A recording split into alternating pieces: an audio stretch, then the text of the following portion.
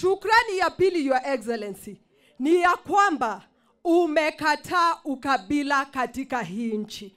Huku Laikipia County tuko wa Turkana, tuko wa Pokot, tuko wa Kalenjin, tuko wa Kikuyu, tuko wa Samburu, tuko wa Masai, tuko na wa Meru. Kabila zote ziko katika county ya Laikipia, na Your Excellency the President, tafadhali usikubali ukabila ingie katika hii nchi ama hii county yetu. Kitu ya tatu, Your Excellency, ni shukrani kubwa sana. Juu mimi kama mama, hakuna kitu ilikuwa inanitia hofu kama hao watu kunipigia simu usiku wakiniambia wamepatwa na majambazi, ng'ombe zao zinaibiwa, mbuzi zao zinaibiwa.